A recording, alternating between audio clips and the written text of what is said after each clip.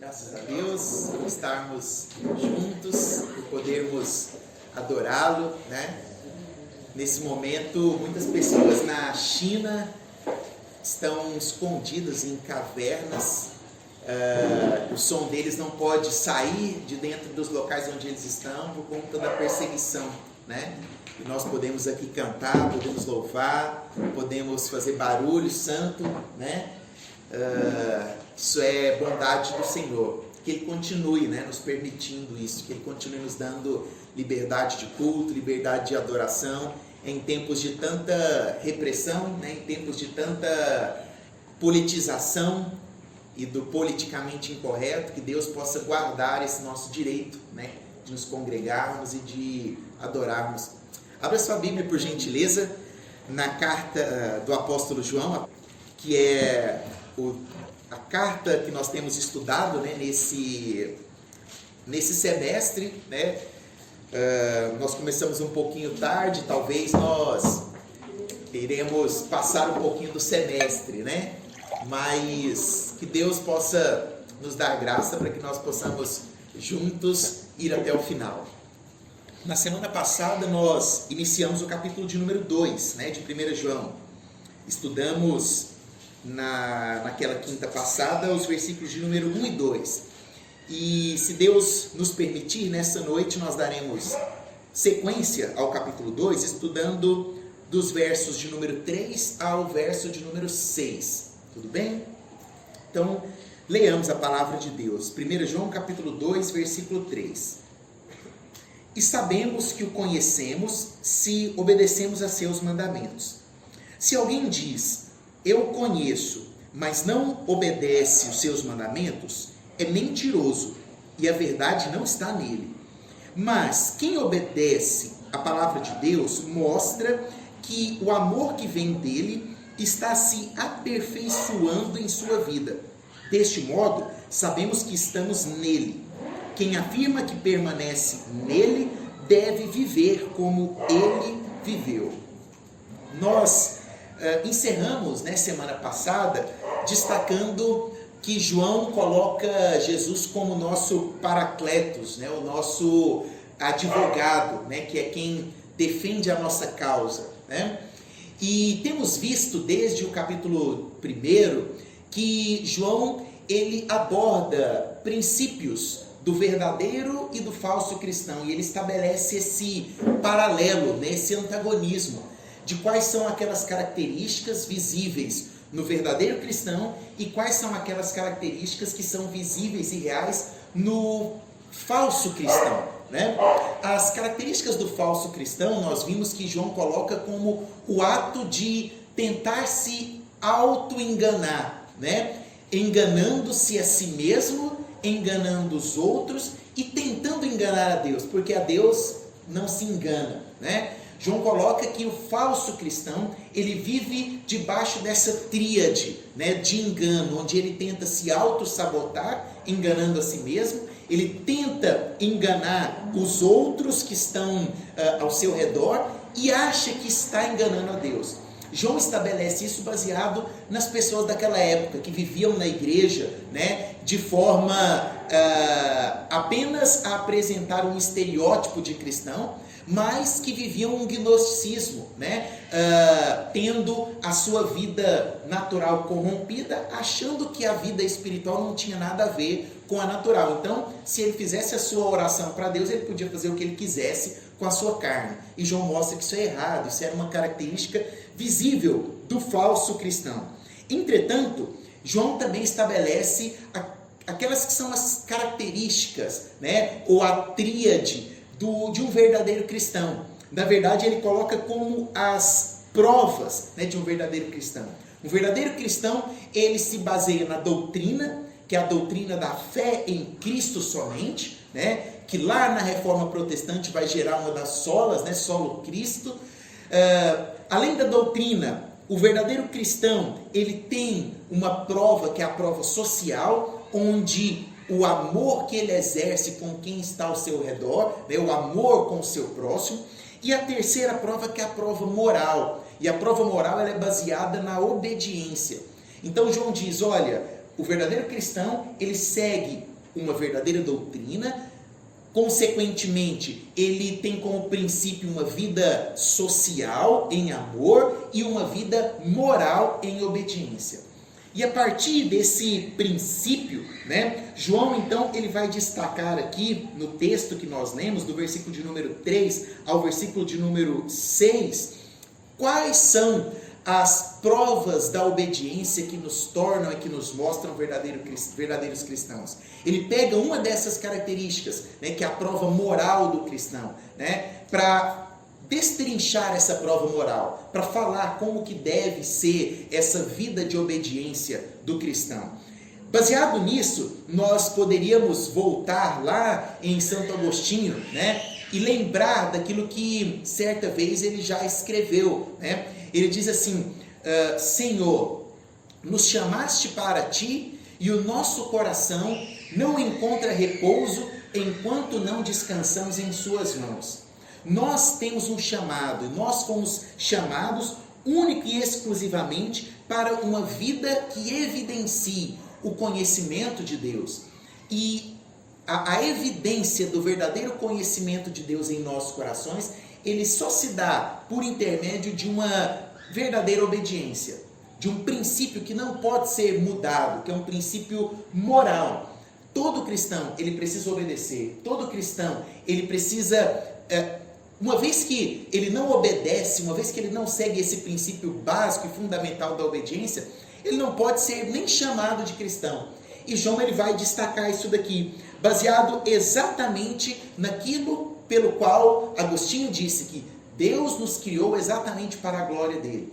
E o nosso coração não vai encontrar descanso, nosso coração não vai encontrar repouso em nada desse mundo, enquanto não descansar nas mãos do Senhor. Nós fomos criados como feitura desse Deus, fomos escolhidos, separados para Ele, e consequentemente precisamos obedecê-lo, precisamos servi-lo, precisamos andar na presença desse Deus. O conhecimento, ele é algo fundamental dentro do cristianismo. O cristianismo é, dentre todas as religiões, a religião que ensina e incentiva o conhecimento. No dia 31 de outubro agora, né, nós vamos comemorar os 504 anos da Reforma Protestante.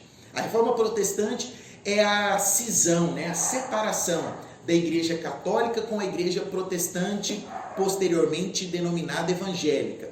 Ficou chamada de protestante devido ao protesto realizado por Martinho Lutero na porta da igreja de Wittenberg, né? Martinho Lutero, ao observar e ao olhar as características que a igreja estava tomando, como principalmente as indulgências, ele começa a ver aquilo ali como algo muito errado. O rei Frederico III, todo dia, que é o dia de Todos os Santos, né, que é o dia 1º de novembro, isso. Dia de Todos os Santos, todo dia 1º de novembro, o rei Frederico III fazia uma exposição de todos os objetos particulares que ele tinha da época de Jesus. Então, para você ter uma ideia, ele tinha a pena da pomba que desceu sobre Jesus no ato do batismo de Jesus. Ele tinha espinho da coroa de Jesus. Ele tinha pedaço da madeira de Jesus. Tem um historiador, da madeira da cruz de Jesus, tem um historiador que diz que se naquela época das indulgências fossem reunidos todos os pedaços de madeira da cruz de Jesus, daria para construir uma arca de Noé. Devido à quantidade de corrupção que havia na igreja, a igreja vendia pedaço de pano, pedaço de madeira, pedaço de espinho, para dizer que aquilo ali era de fato pedaço da salvação da pessoa. Martinho Lutero começa a ver tudo isso e a sua indignação, e principalmente, né, a partir da leitura da carta de Romanos, onde ele vê ali que o justo viverá pela fé, ele olha para aquilo e fala: tem alguma coisa muito errada, nós precisamos reformar isso. Então ele escreve 95 teses e prega na porta da igreja de Wittenberg. Ele prega na porta da igreja de Wittenberg porque aquela igreja era uma igreja que também era usada nas defesas dos doutorados em filosofia e ciências da saúde, ciências da saúde não, ciências da terra que existiam naquela época. Então, a porta da igreja era uma espécie de mural, onde os alunos pregavam a tese, as dissertações deles. Então Martinho Lutero, sabendo que dia 31 antecedia o dia de Todos os Santos, que todo mundo iria lá para a igreja para fazer a visitação, né, dos objetos de Frederico III, ele vai lá na igreja e prega as 95 teses, refutando aquilo que a igreja estava fazendo. E dali muita coisa acontece, vários outros reformadores, e torna-se um ponto central na história da igreja cristã. Por que isso é importante? Porque um fato marcante acontece ali. Lutero percebia que ele só tinha a revelação da palavra de Deus a partir do momento que ele lia a palavra de Deus. Só que a palavra de Deus estava no latim. Como que as pessoas iriam entender? Os padres pregavam em latim. Então a pessoa ela ia na igreja e ela não entendia nem o que era lido, e às vezes nem o que era pregado, porque o padre lia a Bíblia em latim e pregava em latim. Ou seja, não havia conhecimento. Lutero foi um entusiasta de que as pessoas precisavam estudar, de que as pessoas precisavam conhecer. E uma das principais tarefas de Martinho Lutero foi traduzir a Bíblia do latim para o alemão. Isso se torna, né, uma referência à Bíblia traduzida por Lutero, e graças à imprensa, né, naquela época de Gutenberg, era uma espécie de Instagram que nós temos hoje, era a impressão dos primeiros escritos, né?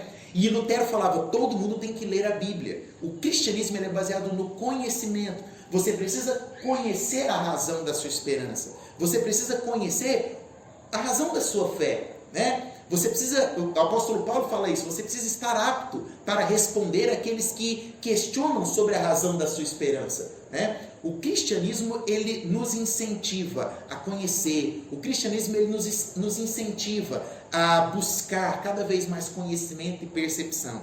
Baseado nesse princípio que é buscar o conhecimento, lá no primeiro século, então, voltando agora, né, saindo lá da Reforma Protestante, voltando aqui para João, no primeiro século haviam 3 formas de adquirir conhecimento. A primeira forma era o conhecimento racional, o conhecimento através da razão, através do estudo, né? Então, você quer adquirir conhecimento? Pegue os livros, vá discutir filosofia, vá discutir ciência, vá ler, vá buscar conhecimento para que você possa entender, para que você possa compreender. Era mais ou menos isso, né? Uma das formas de se buscar conhecimento. A segunda forma de se buscar conhecimento era através da emoção. Através da emoção, tinha-se o sentimento interno de que a emoção havia gerado um pertencimento, né? Você se emocionou com aquilo, você começa a descobrir que ali há algo novo, você começa a descobrir que existe algo novo naquilo ali, você começa a conhecer aquilo. E a terceira forma, que era a forma através da revelação. Razão, emoção e revelação. Dentre essas 3 formas, a razão era a característica do grego, buscar conhecimento, né? Os sofistas, né? Os seguidores de Platão, os gnósticos eram aqueles que buscavam o conhecimento através de uma emoção. Ele teve uma emoção, sentiu que teve algo diferente, ele estava transcendendo, né? Conhecendo algo que estava além dele. E a revelação, que é dita por quem? Por João. Única e exclusivamente nós conhecemos a Deus através da revelação que nos é dada pela palavra dele. Pela palavra dele. A revelação não vem através de uma pessoa que está aqui te falando. Você não vai receber revelação de Deus hoje aqui por minha causa. Você vai receber revelação porque nós estamos com a nossa Bíblia aberta. Porque ela é o nosso objeto de estudo. Ela é o nosso instrumento. Ela que traz vida sobre o seu coração. Ela que traz esperança. Ela que renova sua alma, seus sentimentos. Baseado na revelação, então, nós podemos ir para o texto. Podemos olhar o que João está descrevendo aqui. No versículo 3 ele diz: sabemos que o conhecemos se obedecemos aos seus mandamentos. A primeira coisa que João está mostrando aqui com respeito à obediência é que a obediência ela é a prova do conhecimento de Deus. Se não há obediência, não há conhecimento de Deus. Só existe uma forma de se provar que se conhece a Deus: se você obedece a Deus. Não se pode falar que se conhece a Deus sem obedecê-lo. John Stott disse o seguinte: Nenhuma experiência religiosa é válida se não tiver consequências morais. Ou seja, eu só consigo provar que eu tenho conhecimento de Deus se eu obedeço e se isso se torna o meu padrão moral. Por que hoje a nossa humanidade está corrompida? Por que hoje, infelizmente, parte da igreja do Senhor está corrompida? Porque dizem haver conhecimento sem haver obediência. Se não há obediência, consequentemente, nenhuma outra experiência religiosa vai te dar moralidade. Ah, mas eu tive uma experiência de que eu falei em línguas. Ah, mas eu chorei na presença do Senhor. De nada adianta se você não estiver obedecendo a Deus. Ah, mas eu senti um arrepio na hora do louvor. Se não obedecer a Deus, você não conhece a Deus. Não é uma experiência superficial, não é uma emoção que vai trazer para você o conhecimento de Deus. E o conhecimento de Deus, ele é expresso na nossa moralidade. Aí nós podemos perguntar para os políticos que se dizem da bancada cristã, né? Como anda a moralidade de vocês, né? Como anda a moralidade dentro do gabinete de vocês, né? Existe rachadinha ou não? Não dou conta, né? Vou ter que estraguei a sua gravação, né? Você vai ter que cortar depois, né? Como que está a moralidade dentro do gabinete dos políticos?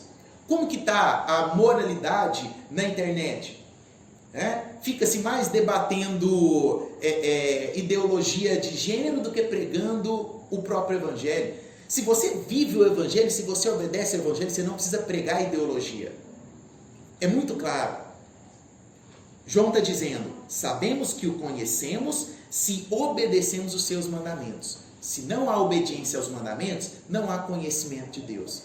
Muito simples, muito claro e também muito pragmático. Agora, é muito importante nós destacarmos um ponto. Eu sou um incentivador do conhecimento teórico. Nós precisamos estudar, né? Você precisa estudar a Bíblia, você precisa ler bons livros, né? Você precisa ler João Calvino, você precisa ler John Stott, você precisa ler Martin Bucer, você precisa ler C.S. Lewis, você precisa ler... John Fox. Oi? John Fox. John Fox, né? Chester. Então, tá vendo que tem uns meninos bons que tá lendo umas coisas boas, né? Que mais? Lutero já foi dito aqui. Augusto Nicodemo. O do Peregrino. Como? Do Peregrino, não sei se o nome dele é John John Bunyan, o Peregrino, né?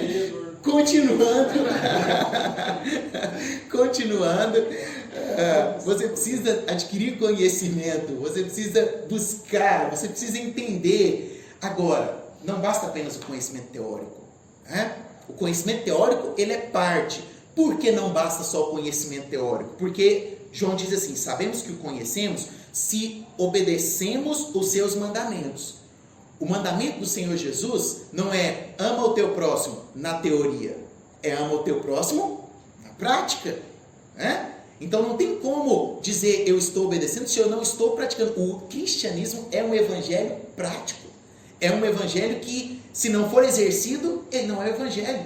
Se nós pegarmos ali, né, todo o sermão do monte é prático, todos os mandamentos, a oração do Pai Nosso é uma oração prática. Não adianta apenas o conhecimento teórico, nós precisamos colocar isso em prática. E não podemos ter uma obediência nem de escravo, nem uma obediência de servo, mas uma obediência de filho.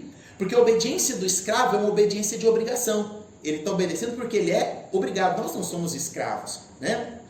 A obediência de servo é porque ele vai ganhar alguma coisa em troca daquela obediência, né? Ele está trabalhando por obedecer aquilo e, consequentemente, ele vai ter um retorno, né? Não, nós somos filhos, nós obedecemos porque nós queremos obedecer. Nós decidimos obedecer. E essa obediência, ela vai muito além dos princípios espirituais. Ela tem que ser praticada. E aí, o apóstolo Paulo nos coloca isso de forma muito categórica, que nós precisamos obedecer às nossas autoridades. Quem é a autoridade na sua vida? O governo? Sim. O município? Sim. A legislação? Sim. Né? Aí você fala, igual o jovem rico, né? Já fiz tudo, né? Você não vai olhar para dentro da sua casa, não? Seus superiores dentro da sua casa são obedientes, você deve obediência para eles? Sim. Talvez mais do que a todos os outros, né? Você deve obediência aos seus pais, você deve obediência aos seus avós, você deve obediência a todos aqueles que estão sobre você, né? Ah, mas eu estou seguindo a Bíblia. Não tá, porque a Bíblia manda obedecer. E obedecer o seu superior significa obedecer os seus pais, obedecer aqueles que estão te criando, aqueles que estão te sustentando, né? E a obediência aos seus pais não pode ser uma obediência de escravo. Você não obedece seus pais por obrigação. Você não obedece seus pais em troca de alguma coisa, né? E eu levo isso até mesmo para o nosso campo profissional. Você quer ser um bom profissional? Você quer ser um bom engenheiro? Um bom dentista? Né? Você quer ser um bom servidor público? Obedeça por escolha, não obedeça por obrigação. Não obedeça porque ele é seu chefe e ele vai te dar algo em troca da sua obediência. Isso é bajulação, não é obediência. A obediência é um princípio que, se executado e aprendido dentro do cristianismo, levado para fora das quatro paredes da igreja, ele vai te fazer um homem e uma mulher de sucesso. Obediência é princípio bíblico. Se nós seguirmos os princípios bíblicos, nós seremos bem-sucedidos. Agora, isso não pode ser vivido apenas na teoria, tem que ser colocado na prática. João continua no versículo 4 dizendo: aquele que diz, eu conheço, mas não obedece aos seus mandamentos, é mentiroso, e a verdade não está nele. A segunda coisa que nós aprendemos aqui com João é que a inconstância moral é uma negação propriamente dita do conhecimento de Deus. Nós não podemos ser inconsistentes na nossa moralidade. Sabe o que é ser inconsistente moral? É ser imoral. Uma vez que nós entendemos que a Bíblia é o nosso princípio, se eu me auto-engano, né? Olhando para mim mesmo, né? Achando que eu estou enganando aqueles que estão ao meu redor, né? Achando que uma mentira não vai ser descoberta, achando que eu estou fazendo alguma coisa ali e que aquele meu jeitinho vai me levar a algum lugar melhor. Todo auto-engano é uma mentira. Toda mentira me leva à imoralidade. Olha, o Sermão do Monte ele é sensacional, né? Tem uma frase de Gandhi, né? Que nem cristão era, que falou assim: olha, se todos os escritos do mundo forem perdidos e sobrar apenas o Sermão do Monte, nada estará perdido, né? Olha quem disse, né? E lá no Sermão do Monte, né? Quando Jesus está ensinando, ele aponta o dedo e deixa de forma muito clara: olha, aquele que diz, né, fizemos isso em teu nome, ou profetizamos em teu nome, fizemos aquilo outro em teu nome. O próprio Jesus disse: afasta-te de mim, não vos conheço. A mentira parece algo muito pequeno, muito simples, muito básico, muito passageiro. Parece, olha, a mentira sempre se coloca como solução para os problemas. Sempre que você tiver num problema, a mentira vai ser uma solução para o seu problema. Sempre. Ela sempre vai estar ali pronta. Tipo assim, banana na mão. Ó, conta comigo, eu estou aqui para te ajudar. Sempre, em todos os problemas. Entretanto, a mentira nos leva à imoralidade. E quando nós mentimos, João está dizendo: aquele que diz, eu conheço, mas não obedece os meus mandamentos, é mentiroso. E a verdade não está nele. Se tem um princípio fundamental no cristianismo, é verdade. Nós precisamos caminhar na verdade. Nós não podemos caminhar na mentira. Nós não podemos dizer que conhecemos a Deus se nós não estamos orando. Nós não podemos dizer que somos cristãos se nós não estamos lendo a Bíblia. Eu tive muito problema por um tempo de ficar cobrando, sabe assim, de algumas pessoas: lê a Bíblia, você tem que ler a Bíblia o ano todo, você tem que ler a Bíblia, sabe? E eu cheguei num momento que eu falei assim: esse cara não quer ler a Bíblia. Já tem quantos anos que eu estou mandando ele ler a Bíblia? Eu já dei Bíblia de presente para ele. E todo ano, termina o ano, eu pergunto: você leu a Bíblia toda? Não. E aquela coisa, esse cara não tem como, não pode, uma pessoa dessa não pode vestir, não pode, Deus é fiel na camisa, né? E sai. Não pode, né? Tira essa camisa. Tira essa faixinha de Jesus da cabeça, né? Não pode. Se você não lê a Bíblia, você não está buscando conhecimento de Deus. Se você não busca conhecimento de Deus, você está vivendo um auto-engano, uma vida de mentira. Corrija a sua vida hoje, rápido, rápido. Não agora, espera só um pouquinho, deixa eu só terminar aqui, né? Não vai querer colocar agora em dia, não. Leia a Bíblia todos os dias, todos os dias. É a chave fundamental para todos os seus problemas. E é o que vai te tirar de uma vida imoral. Vida imoral, eu digo, uma vida de mentiras. O Senhor não te chamou para viver uma vida de mentira, o Senhor te chamou para viver uma vida de verdade. Às vezes a verdade custa caro, às vezes a verdade dói, às vezes a verdade machuca, às vezes a verdade nos torna preteridos. Mas é através da verdade que nós somos conhecidos como filhos de Deus. Penúltimo, João no versículo 5 ele diz assim: mas se alguém obedece a sua palavra, nele verdadeiramente o amor de Deus está aperfeiçoado.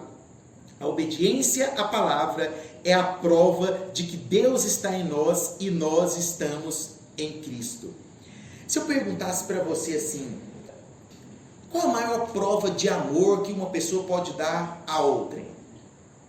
Orar por alguém é uma prova de amor, não a maior delas, é uma prova de amor, né?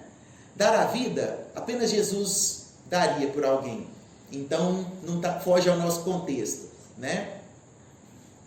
A maior prova de amor que alguém pode dar é aquilo que o esposo faz quando ele está longe da esposa, aquilo que o filho faz quando ele está longe do pai, aquilo que quem ama faz pelo seu amado. Lealdade. Não existe maior prova de... Se você é leal, você ora por alguém. Se você é leal, você respeita alguém. Se você é leal, independente do que aconteça, independente do que ocorra, você permanece firme com as suas convicções e o seu respeito àquela determinada pessoa. No mundo, a gente tem muito... Eu já tive alunos de orientação de mestrado, de doutorado, já tive iniciação científica, já tive funcionário na minha empresa, né? E você descobre que no mundo não há lealdade. Não há lealdade no mundo. A lealdade, ela é um princípio intrínseco do cristianismo. Se você olha para uma pessoa e percebe lealdade nela, busque a fundo que ela tem princípios cristãos. Agora, olhe para uma pessoa e veja ela falando mal de outro para você, descubra que ela não conhece a Deus e, consequentemente, ela não tem princípios cristãos. É a lealdade que é a nossa maior prova de amor para com Deus. É a nossa lealdade que nos mantém de pé. É a nossa lealdade que nos mantém firmados naquilo que nós cremos. É a nossa lealdade que nos mantém acreditando nos princípios bíblicos do Senhor. É a nossa lealdade que prova que nós amamos a Deus. É a nossa lealdade em acordar ou não ir deitar antes de pegar a Bíblia, sem nenhuma câmera te filmando, sem ninguém te observando, e ler a Bíblia. É ajoelhar e orar por alguém. Porque quando você está orando por alguém, você está sendo leal à sua amizade, você está sendo leal ao amor que você sente por aquela pessoa. Não diga que você ama alguém se você não ora por ela. Não diga que você respeita alguém se você não é leal a ela. E aqui, João deixa isso muito claro. Se alguém obedece à sua palavra, nele verdadeiramente o amor de Deus está aperfeiçoado. O amor de Deus está no coração de quem é leal, está no coração de quem não troca esse amor por nada, está no coração de quem não obedece a Deus em troca da salvação, né? Deixa eu obedecer a Deus hoje aqui, deixa eu ler a Bíblia aqui para garantir, né, a minha ida para o céu daqui a alguns anos. Não, nós obedecemos a Deus porque nós somos leais a Ele. Por último, no versículo 6, João diz assim: aquele que afirma que permanece nele... Aliás, vou ler o finalzinho do versículo 5, né? Desta forma, sabemos que estamos nele. 2 pontos. Aquele que afirma que permanece nele deve andar como ele andou. A imitação de Cristo é a maior prova de que nós pertencemos a ele.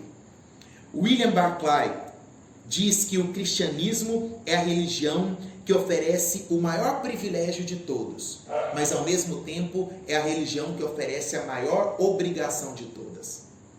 Não há maior privilégio o nosso de sermos chamados filhos de Deus, mas também não há maior obrigação a nossa do que orarmos uns pelos outros. É uma responsabilidade muito grande. A sua família depende da sua oração. Os seus futuros filhos dependem da sua oração. Ah, mas eu não tenho filho ainda. Mas você vai ter. Ore por eles. Ore por eles, porque o mundo que eles vão viver vai ser um mundo muito pior do que o que você vive. Vai ser um mundo muito difícil. A responsabilidade de orar pela igreja do Senhor é sua. É obrigação nossa. É por isso que quando nós dizemos, que somos predestinados, nós não estamos nos colocando acima de outras pessoas. Nós não estamos nos considerando melhores do que outros. O sentimento de ser predestinado é ao mesmo tempo um sentimento de peso e de responsabilidade.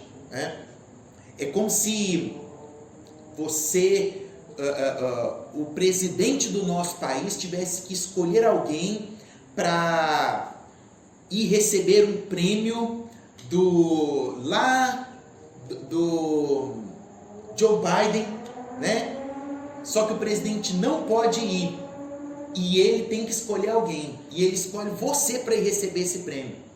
Ele escolheu você para ir receber esse prêmio, Só que é o seguinte, quando você chegar lá, você não vai só receber o prêmio, você vai ter que fazer um discurso em agradecimento àquele prêmio.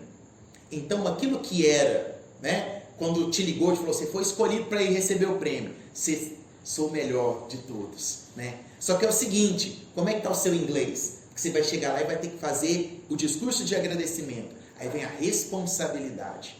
Isso é ser predestinado. Nós somos escolhidos com o maior privilégio de todos. Agora nós temos a responsabilidade de dar o discurso, de levar essas boas novas. E ai de você se você não der esse discurso. Aí você fala assim, mas eu não sei falar inglês. Fica tranquilo. O nosso discurso de cristão é com as nossas atitudes. É com a nossa forma de agir.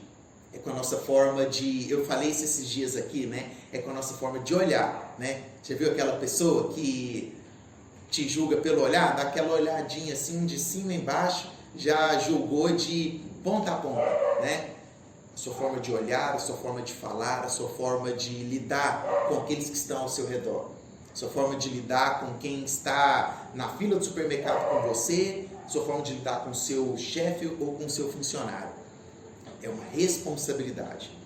E aí, nós podemos terminar concluindo que o ato de obedecer e de conhecer a Deus, ele é o resultado de uma soma. Qual soma que é essa?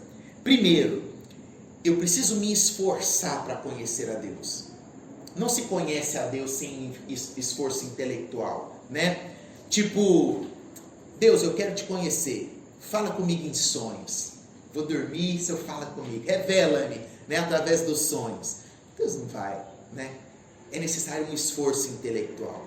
Você precisa buscar esse conhecimento. Agora, esse esforço intelectual, ele não anda sozinho. Esse esforço intelectual, ele precisa ser somado com uma experiência emocional. Você precisa sentir. Você precisa viver um evangelho que faça seu coração bater mais forte. Você precisa sentir a presença de Deus. Você não pode se contentar em entrar e sair da igreja todo final de semana do mesmo jeito. Qual música cantou? Aquela lá. O que a música dizia? Você já viu, nós estamos numa era do worship, o que é worship, pastor? Repetir. Entendeu? A tradução é repetir, exemplifique. Lindo, lindo, lindo és. Lindo, lindo, lindo és. E glória, glória eu te dou. Mais ou menos isso. Aí terminou o culto, saiu. O que você cantou?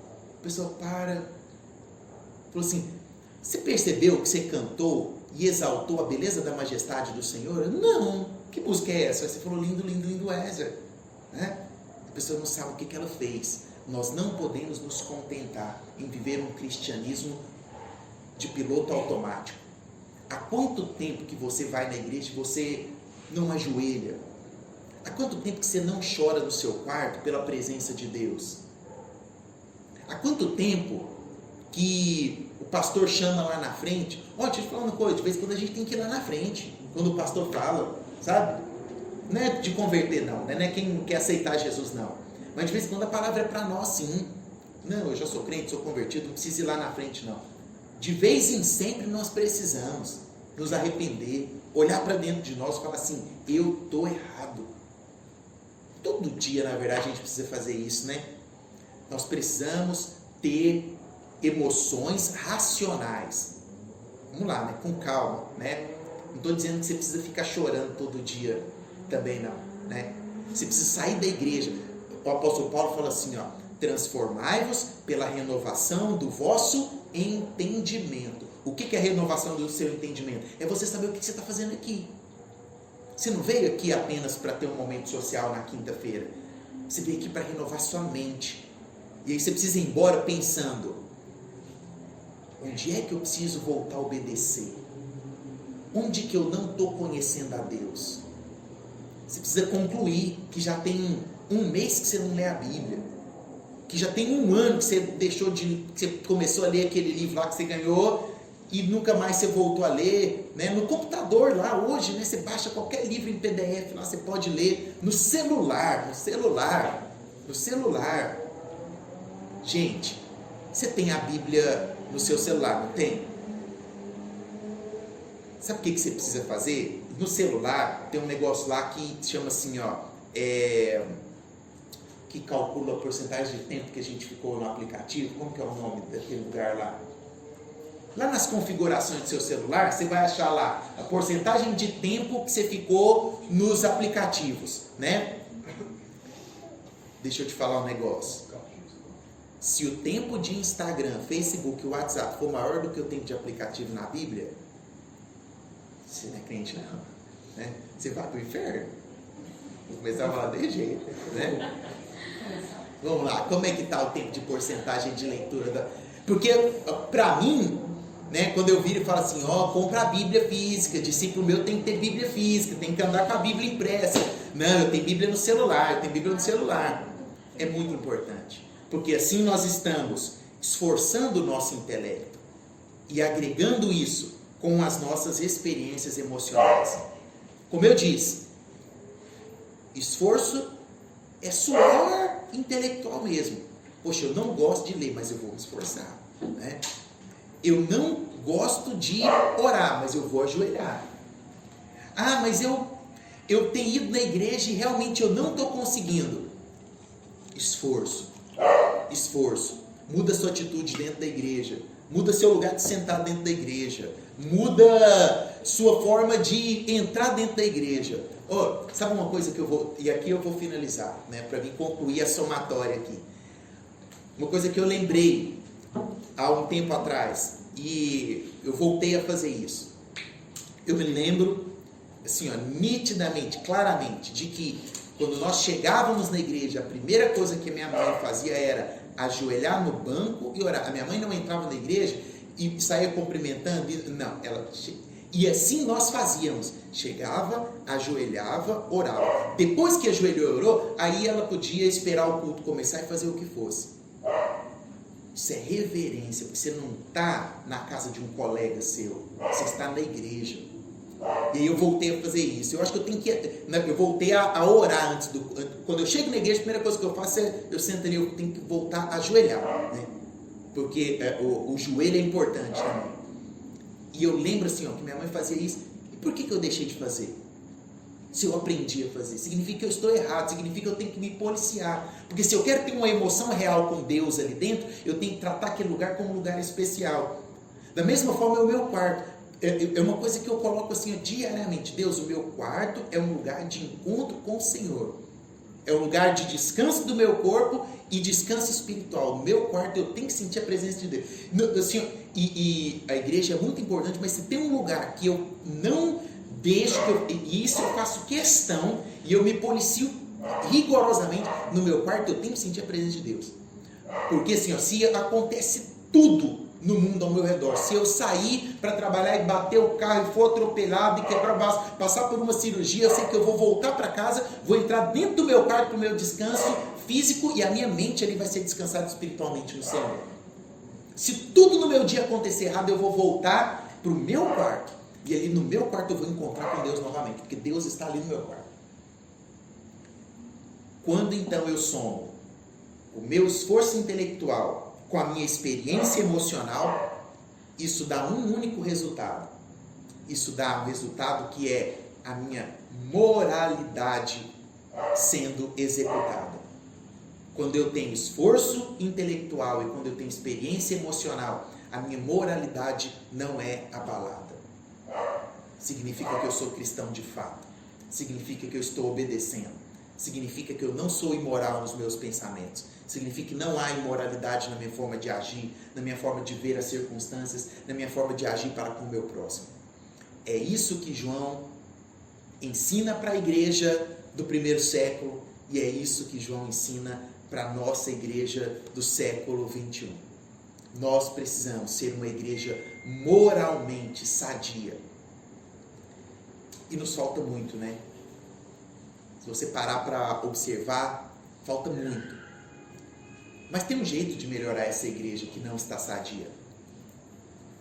Quando eu policio a mim mesmo. A começar em mim. Não adianta ficar querendo que a igreja muda, que os tempos mudam, se eu não começar a mudar. Que nós possamos ter essa vida de devoção a Deus, de esforço intelectual, de experiência emocional, de sair do piloto automático, né? De viver experiências novas com Deus. E quando eu digo experiência, cada um de nós aqui temos a nossa experiência, sabe? Você não precisa chorar para dizer que você está tendo experiência, você não precisa arrepiar, você sabe o que é a sua experiência emocional com Deus. É o que te fortalece e é o que te faz ser um cristão moralmente saudável. Que Deus possa assim nos fazer e que essa geração seja transformada através da nossa moralidade. Amém? Vamos orar? Eu senti que, pelo menos para mim, João foi muito incisivo. João puxou minha orelha, assim, né, quando eu estava estudando. E eu pensei, né, nossa, João foi bravo aqui, né? Mostrando que eu tenho que rever meus conceitos, que eu tenho que ser moral, né? E aí eu fui rever os estudos dos próximos capítulos. Ele vai ser mais moralista ainda, mais moralizador ainda, que ele vai tratar com cada público específico. Mas tem algo muito especial, então, para cada um dos públicos, né, que ele vai dividir dentro da igreja. Então eu sugiro que você não fique chateado com o João, não, né? Continue buscando aqui nas quintas-feiras, porque ele vai falar com você, tá bom? Senhor, nós te agradecemos porque a palavra do Senhor, ela é viva e eficaz. Conserta a nossa forma de andar e a nossa forma de agir, Senhor. Nós não podemos ser cristãos imorais, de forma alguma, Deus. Nós não podemos ser cristãos que dizem obedecer a Tua palavra, mas se tornam mentirosos no agir. O princípio do cristianismo é o conhecimento, Pai, e nós queremos Te conhecer. Através da leitura da Bíblia, através da leitura de bons livros, através do entendimento, ó Deus, daquilo que bons teólogos nos dizem através das redes sociais, através das palavras que nós assistimos no YouTube, que nós possamos saber filtrar aquilo que nós estamos lendo, aquilo que nós estamos assistindo, para nos tornarmos realmente cristãos de fato, cristãos que obedecem a palavra do Senhor e que buscam esse conhecimento verdadeiro daquilo que é o Teu caminho, Senhor. Nos ajude, Pai, porque nós somos fracos, Nos ajude, ó Deus, porque o intuito e o intento do nosso coração, ó Deus, é voltarmos para a lama todos os dias. Mas nós sabemos que o Senhor nos chamou para a luz. Sabemos que o Senhor nos chamou para a vida, vida em abundância. E nós queremos caminhar nesse propósito, Pai. Que o sopro de sabedoria do Senhor venha sobre o nosso coração. Que esse sopro de entendimento, ó Deus, e de revelação fale profundamente conosco, Pai querido. Nos tirando do piloto automático, nos fazendo esforçar-nos em conhecer-te e em prosseguir no conhecimento do Senhor. Ó Deus, em nos esforçarmos, em darmos o tempo devido ao estudo da Bíblia, nos esforçarmos a sermos exemplos para os nossos pais, para os nossos futuros filhos, nos esforçarmos em conhecer-te mais e mais. Essa é a esperança que nós temos, porque foi para isso que fomos criados. Te louvamos e te agradecemos nessa noite com todo o nosso coração. Em nome de Cristo Jesus, o Nazareno, é que oramos. Amém. Deus te abençoe, em nome de Jesus.